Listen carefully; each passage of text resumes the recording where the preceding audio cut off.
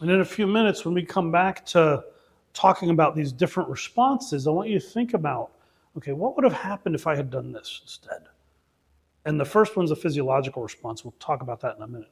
But I want you to think about, okay, how might that trigger have changed?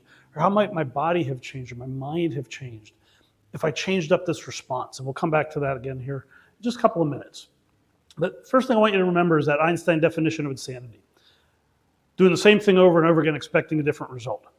You're here for a reason. You're here because you want to do something about stress. You want to be able to manage your stress. You want to try to figure out how to mitigate that so you can perform better. We'll talk about a little bit more about performance here.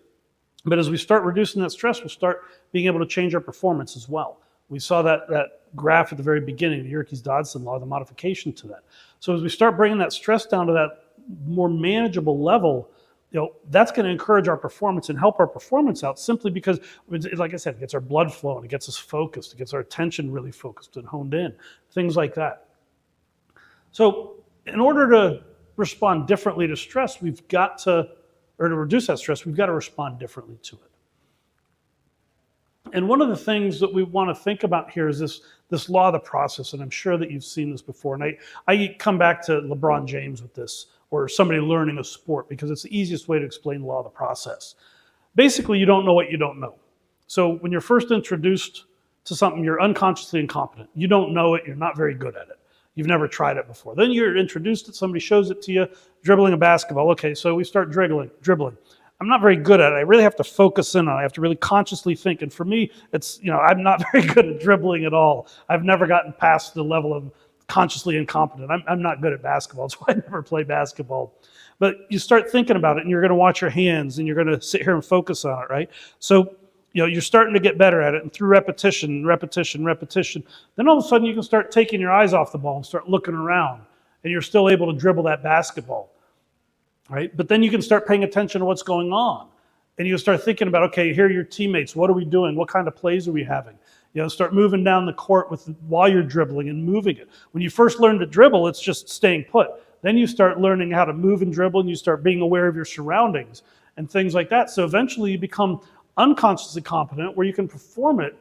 Consciously competent, where you're good at it. You still have to think about it a little bit, but the effort starts going down, and you can start thinking about some other things. Eventually, you get to the point where it's all just automatic.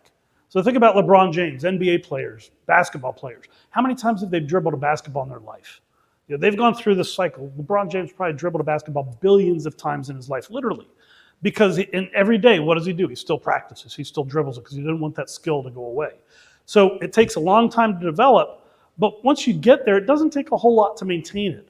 So what you've got to do is focus on, number one, practicing these enough to be able to get to that level, at least of conscious competence, where you're good at it. You might have to think about it a little bit, and you can start changing your focus to some other areas at the same time. Ultimately, that goal is through repetition, getting to unconscious competence. Now, what I'm talking about tonight, to be honest with you, I've written a book on it. I've been practicing this stuff for 12 years now. So for me, most of what I'm talking about right now, I'm at that level of unconscious competence because I just don't think about it. It just happens. It becomes part of me. So my response to stress, with one exception, if my wife's online here, she'll be the first one to admit it. She knows how to push my buttons still. So she still knows how to get a reaction out of me. But when she does, they're short-lived. Back years ago, we used to get angry with each other, and that anger would last for a long period of time. Now it's very fleeting. We get angry, let the emotion experience that emotion, figure out what it's telling us, why it's telling us, what it's telling us, things like that, and then we move on with our lives. So that's one thing to keep in mind. But I want to go through 3 different things tonight. Number one is just getting out of your mind. You got to watch your head. And we'll talk about, this is related to everything else we're talking about. But word choice and mental state is critical, and it's very easy to manipulate and to change the words that you use. We're going to talk about that. We're going to talk about a couple different concepts of physiology, and then we'll talk about the concept of conditioning. You'll see you're already conditioned, and there's one real easy way to change your emotional state and start reducing stress. So what you say really becomes your reality. It starts with word choice. What you say is directing, it tells your body where you focus your attention. Eventually, your attention starts creating your perception and how you perceive the reality, and eventually your perception becomes reality. And I'll give you an example. Somebody's deathly afraid of flying. I love to fly. When I'm on an airplane, nobody bothers me. I can unplug. If I'm on a cheap airline, I put some stuff on my phone. I play games. I watch movies. When I'm traveling, I love long 12, 14, 15-hour flights. I eat, I nap. I don't really sleep very well unless I'm able to lie flat, but I eat, I nap. I watch movies, I get up, I walk around. When I'm traveling with my wife, we chit chat. We have a fun time. I love it. Turbulence comes, it starts bouncing up and down really, really heavy. It doesn't bother me. Put me next to somebody who, and you can probably tell by the tone of my voice, I love to travel.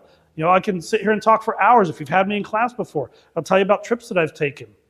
And we've talked about that, and especially in my global business class. I've been lucky enough to have traveled to 63 different countries around the world. And some of them, a couple of the trips have taken over, literally door to door has been 48 hours. And it's awesome. A lot of that's in the air. I've been on trips where from door to door, it's taken me over 20 hours, 22 hours of flying time. And it's incredible. You can tell by the tone of my voice, I love it. Now, imagine somebody else talking about flying. My word choice, I talk about flying, I love it. And I use words that describe it that way. My attention is having fun, having a great time. Look at it, watching movies, eating, relaxing.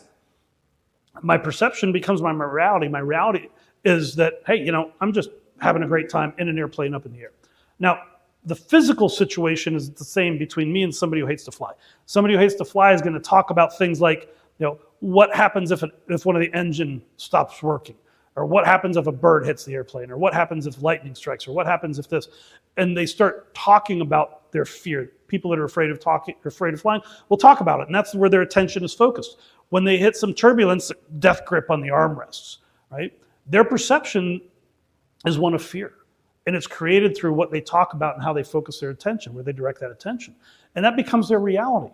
It's a very unpleasant experience. Now, the physical situation is the exact same. We're both sitting in these aluminum seats in an aluminum tube flying 30, 35, 40,000 feet in the air, 550 miles an hour, just jetting across the sky, right? And it's got two wings attached to it with a couple of engines to move us. That's the same physical situation. But our realities are very different. The person who's afraid of flying, not having a good experience. Me, hey, I'm just chilling out, having a great time, relaxing. So it all boils down to word choice and how you describe your events. Words are very powerful. A lot of people have said before, and I'm paraphrasing, but your mind and body listen to what you say.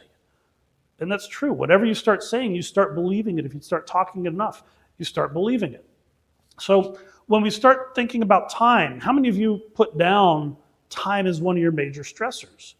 One of the big problems when I talk about this in my classes, because students always think they don't have enough time on their hands. And what happens when you start telling yourself you don't have enough time? Your stress goes up. It actually probably gets past that trigger point where your performance starts going down. So when you start talking about time, saying I don't have enough time, you're probably already over here where your performance is going down because you can't think clearly, rationally, logically, critically, creatively, any of that stuff, because your stress level is so high, it's interfering with your ability to think. It takes longer to accomplish basic tasks when that happens because you're not thinking, you're not processing. So change the way you view about time, start thinking about time as a resource. More importantly, just watch your mind, watch your words. Stop telling yourself and stop thinking I don't have enough time. We got 24 hours in the day. Yes, we cannot create more hours in a day, but you can create time. If you start thinking about time and viewing time differently, you start becoming more efficient. You drop your stress levels down. You can become more efficient with the same amount of time that you have. So in other words, instead of taking 90 minutes to do a task, to complete an assignment over 90 minutes to 2 hours, you bring that stress level down, you start getting excited about it, you start enjoying the process instead of getting stressed and anxious over it where you can't think straight. You get excited about it, and now all of a sudden 90 minutes to 2 hours taking you 30 to 60 minutes to do. You've just created anywhere from 30 to 60, 90 minutes by simply operating more efficiently. And that's based on how you're viewing time.